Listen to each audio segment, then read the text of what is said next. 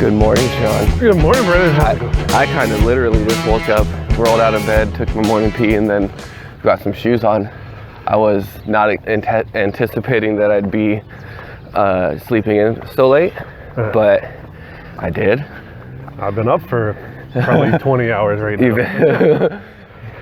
So that's all good. How do you want to, do you have anything you want to share today? Nothing I was going to jump into specifically. Okay. Yeah. But I don't know, just life in general, I guess. Life in general, dude. Okay. How you feeling? Let's see how this rolls off the tongue, right? Okay. Yesterday, I had a moment in time where I kind of realized my path that I'm supposed to be on. Okay. But it was a hard. Hold on a second. That's not bad though. Good morning, ladies. Morning. But it was a hard. If the universe presents you with an opportunity and you don't jump on it, you just regret. Especially when it's staring you in the face. Like, why aren't you jumping on this? Why aren't you jumping on this right now? And it's because of either fear or hesitation. Maybe that's why you hesitate, or fear of rejection, or you hesitate because you're like, I'm just one person. I make mistakes all the time. If I'm just reading all these signs wrong, then I'm going to make a horrible mistake right now. And that happened yesterday because I went to, well, not only did I get the settlement offer yesterday, but I was sitting there like we mentioned, I got to read through this thing, right? I got to read through this thing. And I read through it, and I had all this like hesitation, like this is probably worded to F me. This is probably worded to F me. And I can't promise it's not. Concerned, Yeah. But then I spent some time with some coworkers yesterday, and they were doing those, I know it's weird, those, the tarot card readings. Okay, yeah, you mentioned something about that. Yeah, so they were doing that, and it just seemed like what was being said, even if it wasn't being said to me, was specifically about me. And I even brought up, well, is it because it's so general that it applies to everybody? That's the hokey part of it. Or is it meant that I'm supposed to hear this version right now because it's supposed to put me on a path? So that's where I'm coming up with. I'm gonna tell you right now, it's a bunch of BS. It's a bunch of BS. It's a bunch of BS. You're generally a nice guy, but every now and then you could be upset. Who does that not apply to? Yeah. You know what I mean? It's just one of those statements that, you know. And again, even if it's... That's what I was in my head about. I was wondering, am I just, like right now believing this, all of this, because it makes perfect sense? And I agree, I know what your angle, because I have fractions of me last night that were that angle. Like, how do I know I'm just not being gullible right now, you know? Yeah. And then at the same time, I was like, but it's so soothing. So what do I do if somebody's telling you something you want to hear? Why wouldn't you want to hear more? Yeah. So to be specific about my situation, in the cards, or like, you know, like you shuffle them until one flies out, right? This card flies out, and given all my prior history, it just so happened to be the father of Cubs or something like this. And I'm like, okay, this is the random card that popped out, and it's like, you're a creative person, you need to move forward with your passions and accept that this is the way it's supposed to be, that your girls, it didn't say specifically girls, that's how I interpreted it, that your girls are gonna be okay, that this is how you're going to be in their life now, and you can move forward without all this hesitation about and sorrow over it not being the way you thought it was going to be with in their life all the time, but the way that it is going to be, that is going to be okay. And so it's so relieving to hear this kind of thing, like at this point in my life, because I'm like, okay, I was so worried that it wouldn't be okay. I was so worried. So I'm torn between. But in the same thing, right? In the same breath, who doesn't that apply to? Who doesn't have regrets? Who didn't move forward in their life? Who wouldn't consider themselves creative? Even in the least bit, right? In the least bit. I mean, would you, if you went up to a guy who, I don't know, laid brick for a living and said, oh, you're a creative person. Yeah, I guess I am. I make houses and, that's the chef. Of course I'm creative. I make, fabulous meals. Anybody. Okay, maybe the guy who sits on the couch and eats Doritos all day. It might not apply to everybody. Be creative. That's where I'm stuck with. I had a really. It's so hard because it gives you peace of mind. It gives you this like, okay, like an inspiration, like a drive to go. I got this. But then in the back of your mind, and that's the yin and the yang. In the back of your mind, it's gullible. Don't be too gullible. Yeah. Well, okay. I was listening to the thing about the age of like spiritualism. Like, it just happened to come up on something I was listening to.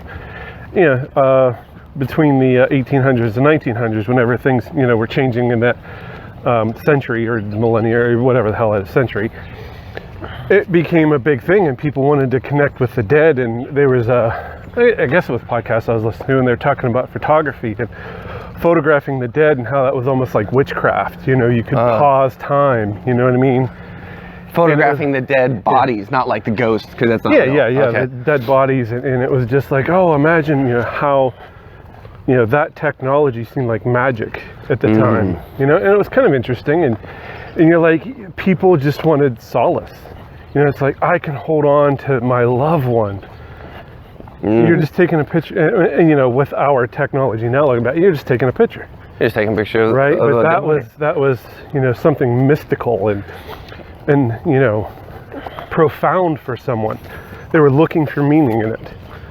And maybe there's some meaning in, having that image of someone that you'll never see again. It does have meaning, but... Oh, here it goes! There goes a cat chasing the squirrel again. Same cat, same squirrel. That's funny. Same cat, same... You're never gonna get me! It's 8 o'clock, Tom? Yeah, Jerry. Okay, chase me. I'll go. Okay, I'm gonna go up the tree this time. That's funny, yeah. But, I don't know. And again, like I said, the generalities... Again, does it make you feel good? If it did, then what did it hurt? What did it? Yeah, like what? If it helped my spirit or my even peace of mind. Peace of mind. Yeah, if it helped me, then did it work? And it wasn't like it was like you need to go specifically and start doing this, but it did give me this. I think I woke up today feeling like, okay, I need to accept and move on in a way that's actually going to forgive, because that was what I wasn't doing. And if I do that and I get duped, well then fuck me, right? Like, what am I like? But if I'm like, okay, kids are not going to be the way that I thought it was going to be. Fatherhood's going to be a little different. I forgive. I move on. Then I think I will actually be living a better life. It comes into levels of grief. I guess you're in acceptance now. I've been telling you, and I might go back into anger, or I might go back into denial. It's not a linear phase. Yeah, exactly. But I'm saying, like, it's hard to explain, because it just seemed like I've been bottling up more resentment about, I can't believe it's not going to be the way I planned. And yesterday was a moment where I was like, but that's okay. That's okay. I don't have to fight against the way that it wasn't going to be planned. It's okay.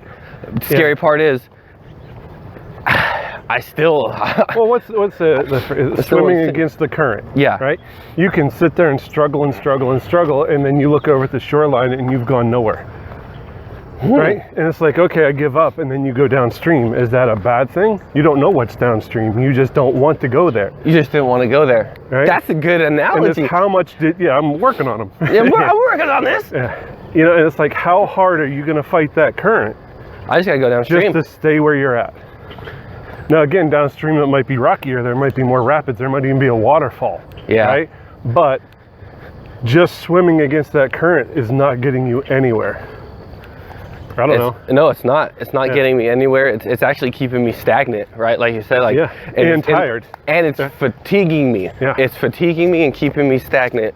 And I think I have accepted it's that time. Yeah. And the scary part is caution to the wind. For a strategic person, it's like, all right, it's your time to throw caution to the wind. That's insane. You got to plan. Yeah. You got to plan and know your moves. Yeah. No, you have to accept. Yeah. And again, okay. So I wanted to bring this up yesterday. Okay. And again, visual thing, right? We're at the park, and there's probably, what'd you say, close to 100 trucks? I was gonna say at least over 50. Like I'm bad at guesstimating. Yeah. But that's if I was to count that, that's at least 50. Between 50 and 100 trucks with trailers that obviously Had boats. They brought boats down to the lake. Yeah. Look out at the lake. Do you see a boat? Yeah. Where are the boats? None. What are these trucks? What is this? And if I was to be here all day, are they the same trucks? Did they move at all? Did they just park here and take boats somewhere and they'll come back in a week? Yeah, they'll be here back. They'll be back Friday, and that's why they're on the grass because I don't get it. What is this? It's weird. I don't get it. Maybe it's something I missed somewhere along the way. I had to take a picture of these boats. Rather than Trucks with the trailers. trucks. Right? Oh yeah, the trucks. They're not even boats. Yeah, because there's no boats on the lake. Kind of weird. You maybe hear the Canadian geese flying in. Yeah, kind of cool, right? It's a good day. It's a beautiful day. It hasn't been too cold to go for walks. Yeah. So. All right. So, not to like just skip tracks or anything, but you know, I kind of teased the whole what happened with COVID, right? And, and how did it affect my life and worldview? And it's kind of funny because you know I went back and listened to one of our podcasts, and it's like, oh, Shaun's just bitching again about work and about money and about the routine and about the rut, right? Yeah. And it's like COVID just kind of completely kicked me out of that rut. It's still there. It still exists. And I don't know, bad analogy time, right? If you're driving a truck in a rut and you pull out of it, the temptation to get pulled back into it's pretty high. Not even temptation, the ability to fall right back into it's pretty high. So I'm gonna try to keep it brief, but my employer, okay, got COVID, got a quarantine for 10 days, you know, policy, right? Policy of your employer. Well, no, this CDC. CDC. I'll go with the CDC, right? CDC's just like I had 10 days, right? CDC recommendation, you test positive, quarantine yourself for 10 days, should be good to go. That's all the CDC recommends. My employer required a negative test to return to work. Completely outside of CDC guidelines. Correct. I sent my employer, my human resources department, a letter from the doctor with the guidelines saying they will not retest me because I have no symptoms. As we said before, it was very mild for both of us. Yes. I have no symptoms. They have no reason to retest me. I've isolated for 10 days. Everything should be fine. On top of that, we discussed this a little bit. My wife and my son, who I live in the house with, who I share drinks with and food with, eat off the same silverware, you know, sneeze in the same room, stayed negative the entire time. Again, I don't know a ton, you know, but I'm not contagious. In my mind, I'm not infecting the people in my home. Nope. And I've followed CDC recommendations. My employer said, you have to test negative to come back. That's the hard line. That was it. Yeah. It was like, bar none. You cannot come back until you test negative. And they were going to test you themselves. And this was back and forth. Yeah. It was back and forth for weeks on end. And I basically said, I can't even get a test because I have no symptoms. I don't think I'm contagious. And they're like, well, we're being stringent. You have to test negative. Now, luckily, I work at a place where they test COVID. We do COVID testing at my lab. And they're like, well, you can come here and we'll, you know, swab your nose and test you. How convenient that you work at a place that does it, that had a policy like this. Like, oh, but we could do tests. Because if it wasn't this place and they were saying the same thing, you'd be like, I have no way to test. Well, we can't test you. You're right, but this place does have the ability to test you. So, long story short, tested positive, 10 days quarantine. After 10 days, went back to work, took another test, positive. They're like, give it 10 more days. Okay. 10 days later, went back, tested again, positive. Positive. I'm like, you're kidding me, right? And by this time, you could be doing jumping jacks, running laps. You could have been doing anything. This is my third test. Yeah. Third test, positive. You got to be out for another 10 days. Okay, 10 days later, went back, tested again. Fourth test, positive. I'm like, are you kidding me? Now, it was required from my employer that I had to use my sick time to cover my time off. It wasn't short-term disability, and according to their policy, it didn't even qualify as the FMLA Act, right? And we've mentioned, you and I have mentioned, that if they received any type of government coverage for COVID, people being out sick, I didn't see any of that. You didn't see a cent from a grant or funds, a loan. If the employer got that, I didn't see any of that. Yeah. I had to use all of my sick time, and I ran out. You ran out of your sick time. I ran out, right? So this is now, again, we've talked. I have a shift differential. Correct. $4.50 an hour, $360 a week, $720 a month. I was out for a month and a week total. Okay? I did not get any of that shift differential. Because when you use your sick time, it's just the base pay. It's straight time, base pay. Okay. So I lost easy $720 right there. Just because the differential that you did not receive because you're supposed to clock in at a certain time of day. Exactly. That's how you get that. Gotcha. On average, I looked this up, on average I earn about 1.25 hours of sick time a week. About 2.5 every pay. About 5 hours a month. Okay? Let's just make math simple. An hour a week. 52 weeks a year. 52 hours a year. Okay? I had 150 hours of sick time. That's 3 years. 3 years of not taking a sick day. Now I took sick days here and there occasionally, so this is the average. You used them as you felt necessary. I probably called off sick maybe 5 times over those 3 years. And when you call off, just because I think this is important, you called off like every, what I would say, average American calls off. Maybe you call off a day or two, get over that sickness and go back. Yeah. You don't go, I'm gonna be sick for 30 days. 30 days. Yeah, so 3 years of saving my sick time is gone. It's just gone. Gone. And that means two things that I think this means. One is that if you were saving it and you're going to be paid out towards the end of your working days, they would have to pay you your sick time, correct? Yeah, straight, one flat paycheck of 150 hours or whatever, base pay. It would have been money in your pocket, right? It would have been a partial retirement idea. You had to use it in this way in bulk. You had to use it to prevent not getting a paycheck. Right? Exactly, yeah. Like if I didn't take sick time, it would have been unpaid time off, according to their policy, where I couldn't take FMLA. There was no grants, there was no help, there was no nothing for somebody suffering from COVID.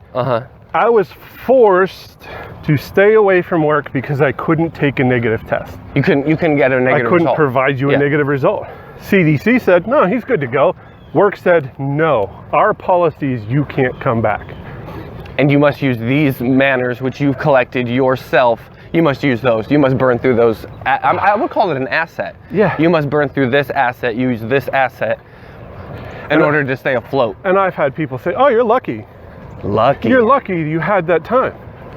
I worked for that time. Yeah. They didn't give you that. That was earned time, right? That was earned, right? Yeah, which I can't get back unless I work, another 3 years without taking days off?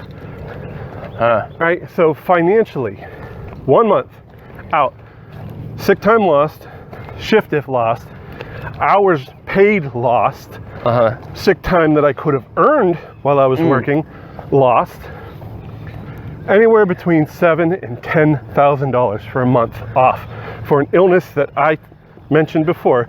I had a fever for a day. Yeah. Is this out of fear? We don't know what to do with you. We're afraid you're sick. You might get others sick. It screams liability. Like, we don't want to be liable for something that you may bring about us, like bring upon this company, right? But it also seems like there's some corporate greed in there where they're like, ooh, this is going to cost somebody something. It's probably not going to be us though. And there was, and again, I could sit here and talk for days. There was back and forth between, please let me come back to work. Please, I'm not contagious. Debating with HR, trying to figure something out. And it was like, you need that negative test. Fifth week off of work. Go and take my test. You're negative today. What changed? What happened? What did I do? Yeah. No, I haven't the slightest clue. And you felt legitimately the day that you got your negative test, you felt that status in yourself for at least like 3 weeks, if not longer. The entire time. You felt, so you physically felt like nothing happened, nothing changed. Yeah. All that changed on these tests was that instead of coming up positive, it came up negative.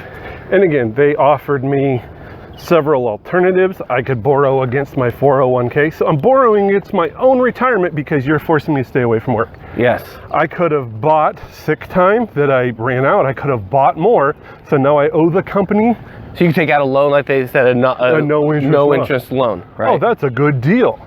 A good deal. Why didn't you borrow money from us, you lucky person? A good deal, right? Death is a benefit, remember? Yeah, we were listening to something that said death's a benefit because that debt that you have when you die goes away, it disperses. So death is a benefit. So, okay, this is the groundwork. This is the history. This is everything that happened. Again, not everything, but you get the picture, right? The audience, whoever, gets the picture. You've been sitting with me the entire time we went through this. Kind of why we took a hiatus from recording. Because it was depressing. Oh, depressing. It was depressing. It was stressful. There was times where I felt like, in my head, I was like, well, I wonder, like almost as a fly on the wall. I wonder what he's gonna do to cut back now to prevent what seems like is gonna be a stressful time in the future. Yeah. And then it did seem like there was some cutbacks. There's also some emotions that ran up and everything. Because you're sitting there, my perspective, stuck in a place that's draining your finances when all you want to do is go back to work, as ironic as it sounds. Like, please let me go back to work. The place that I've been dreading, bitching, complaining. And we've been talking about this. And you get off work and you're like, oh, but and I want to change this and the differential. But please let me come back. But please let me come back. Yeah. And so financially, right, money-wise, made it through without much of a scratch. Again, took it in my mathematical mind. It took a $10K hit. Yeah. $10,000 hit for because the company said I had to.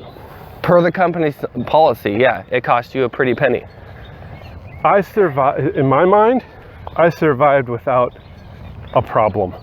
The problem is I lost my sick time, I lost 10K, I still made it through. We didn't have to skip on groceries, we didn't miss bills, we didn't, have to not drive because couldn't put gas in the car. Hell, my daughter signed up for an expensive sport program, she's in lacrosse. Yep. Signed her up for that, had to pay money for that. Life pretty much went on as normal.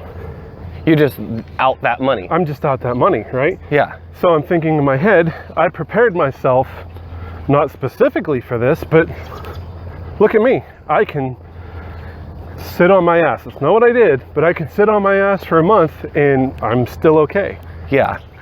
It was going to turn south quick. It took you 3 years to deserve one month of ass sitting. Not to it wasn't ass sitting. And it wasn't ass sitting. Yeah. Again, the mental stress. What am I going to do? And that's the soft.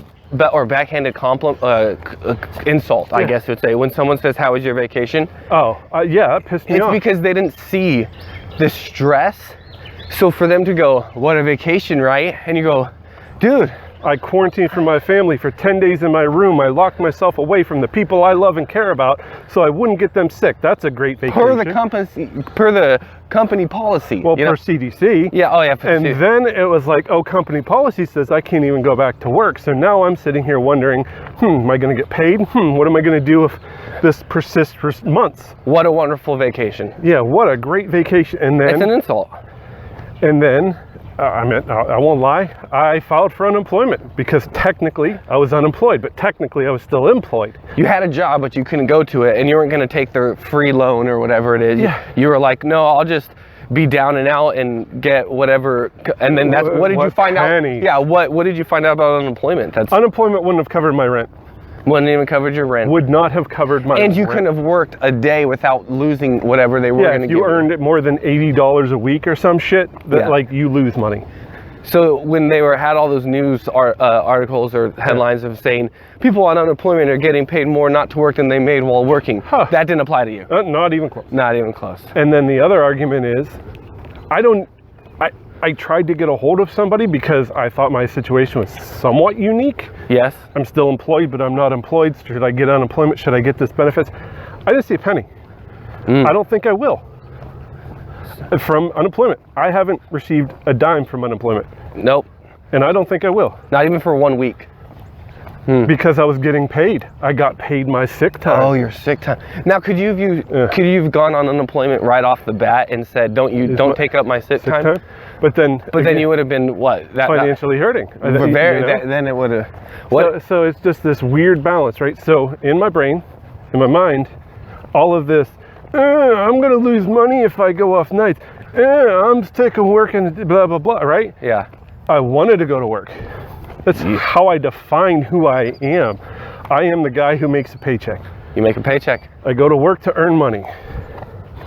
The night shift, that $4.50 an hour, in the grand scheme of things, mathematically, it's about $10K a year. It's not that important. You're realizing this. You lost it in 1 month. It's not that important. I mean, was it important to save up to get to this point? Yeah. Right? It's not that important. Working overtime, right? Oh, work overtime, I make an extra, whatever, mathematically that works out to be. If I work an extra day, I can bring home extra money. For what? I didn't need that extra money to get by on a month. No. Money. You'll adjust to the loss. My mental thought about money is, I'm okay. I don't need to keep chasing money. You don't? Life is more than money. It is. And that was the takeaway I got from it, right? Is it a positive takeaway? No, I got screwed. I got screwed hard. Like I said, I think it was yesterday. This is a year of just bending over and taking it. I bent over and I took it.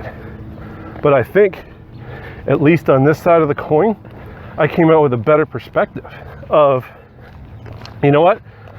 And not that I've earned any, but if I need a sick day, I'm just gonna take off. Just take. There's overtime available. I don't need the money. I'd rather spend that with my family. There's, So you understand? Maybe if I interpret this wrong, you correct where it is. Yeah. But this happening to you, which is a clusterfuck of stress, showed you that what you were, and I'll use griping or your grievances or your perception of I gotta go to work, and you went, dude, at least now I understand that the things that were bothering me about work I can fix, and maybe I won't be so like whatever. Now, how is that going to work when you actually try to go get those? Because like you said, you've been off for a month. Are you going to have the clout that necessary to go into your work and go, listen, I've been off for a month, I want this? Are they like, we have not needed you for a month, you don't have you don't have any pull here anymore? And that, again, is this the irony catch-22 of them header? The psychology of that, right? How much did that mess with my head? Because I thought, okay, I'm in a position to make a negotiation here. And then I got sick, and sick according to their term. Yeah. And then they survived a month without me even being there. Without you even being there. And it's like, okay, so if I go back and say, haha, now I have this bargaining power. No, you don't. We did it without you. We got pie just fine without you. My bargaining power is gone. That's wiped. What's the price of that?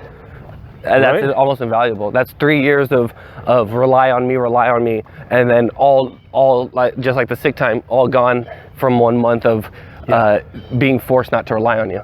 But again, on the other side of that coin, if they offer me up, day shift, we're hiring, day shift's open again, would you want to go to days? What's holding me back now? 10K? That you understand you're okay with losing now? I'm not okay with losing it, but in the mindset of it, in the grand whole scheme of what the hell's the point? I mean, we've hit that a billion times on this podcast. What the hell's the point?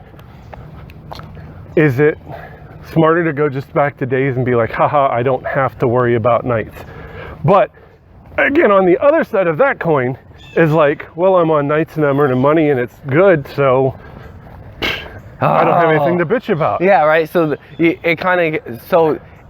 it lets you know that there's nothing to fear about losing the 10K, but at the same time, since it's right there, there's nothing to gripe about by staying on nights and earning the 10K. Exactly. Oh. And it's like, if overtime's offered, hey, why not go get it? I don't have to work all that hard. I just go into work, show up, do my shit and earn my money and come home. Hey, I just earned a ton of money for doing my regular job. Just an extra day. And it's it plays on my mind, because it's all about, it's about the money. I got to make sure I have enough to take care of everything. I have plenty to take care of everything. But since it's there, I'm going to take it. And at the same time, losing all my sick time, I did have the option to borrow sick time from work. I did have the option to dig into my own retirement. I did have the option of, I could ask my mother for money. I did have an option of, I can apply to these help groups online and maybe get something. Those options existed. I still, in my brain, could have been, well, I could do this for 6 months if I have to. Yeah. I mean, if I'm forced to. If I was to pull out all these, not the stops, but like, if I was to pull in all these favors, and like, not that they're favors, but like all these different manners of getting something that would be suitable to pay the bills in a pinch. You realized you had these, right? Yeah. And even the other option of like, well, I just go get a new job. Or I just go get a part-time job. I just go get something to bring money in, right? Yeah. That option was on the table. So do you still like the hours of the daytime shift, and that's what's dragging you towards like, well, I could do those? Or did you realize the hours that you are working, the nighttime shift with everything, you can sustain that, and that's you. You're okay with that now. The hours at night are still a drag. They're still a drag. It's an intrusion on quote unquote normal life. Okay. But it's not worth complaining over. Again, am I a negative person? Hell yeah. Do I complain a lot? That's all I do. But why? This almost resolved itself in your head in a way that you can't explain, really. Like, you did a great job right now explaining that, like, it opened your eyes to the complaint being very fickle. Not saying it's non-existent, and you are valid. I still have all these contradictions in my head. I think that's where I'm at. And it's like, how do I resolve those contradictions, or do I just live with them? What is the right path for Shaun, right? What is the right path? But again, I think if the day shift's available, I'm going to try to negotiate. I don't have any clout. I'm going to be like, no, you can't we won't pay you more to go to daylight. Okay, well. So then ask. Why not ask? I'm going to ask if I ask. Yeah. If they say no, then it'd be like, well. Okay. I'm staying on nights for now. Right. I've also got a couple of we're glad you're back. Oh, we were so hammered. Oh, was so busy without you. Yeah. And I go to work and it's like, what were you guys stressing over? Like, this job isn't difficult. So then they did make you feel like you were very important. At least somewhat valued. It wasn't like, oh, he's back. No, it's like, hey, you're back, great. Thank God. I mean, please do all this work that we've been stockpiling for you. And you're like, it's cakewalk. Let me finish my cakewalk, and I'll be back at it. I like this. This is part 2 of that thing. It is 30 minutes. We're gonna have you do your sign off. Yeah. But at least if there's a part 3, it'll be how we're moving past this in our lives now, like going back to work, both of us, and moving on with our situations. I think we're reaching a conclusion of something. Some kind of epiphany is going to come through all these talks. And again, ending the needless complaining. And maybe have podcasts about what we're doing now that's bright and new, like, look what I've been doing now. This is new to me, and now let's all end with this. You have been running, man. You have been jogging on that treadmill, and that is good. I wanted to say that I've noticed that you stuck, an idea out there that said, I'm going to do a little bit more exercise, even if it's just by yourself, and you stuck to it. So you're making improvements in your life. Yeah, and then I keep going back to all the projects I've started. I'm like, I gotta finish something, and maybe we'll touch on the progress of the card game and how it's stalled, and maybe beg for a direction on it. So we'll see how that goes. Go ahead and do your it's been a good talk. I've got a lot off my chest, so thanks. But If you want to go fast, go alone. If you want to go far, go together. Thanks for listening. Cock of the Walk Podcast, Brendan and Shaun. Thank you. Later. Hey, this is Brendan from Cock of the Walk Podcast. If you like what you heard, you can support us just by sharing the link. That's the most important thing, is to get the word out. If you want to go beyond that, you can do donations. You can become a member and subscribe, or you can even buy some merch. You can find us at www.halfmoonday.com. We are a Half Moon Day LLC production. You can also reach us directly with comments, questions, or topics you want us to discuss at cockofthewalkpodcast@gmail.com or cockofthewalkpodcast@aol.com. We also have a Facebook, and you can find us on YouTube under the Half Moon Day page. On behalf of myself and Shaun, thank you very much for tuning in. We know there's a lot of podcasts out there, and we appreciate your time. Have a good day.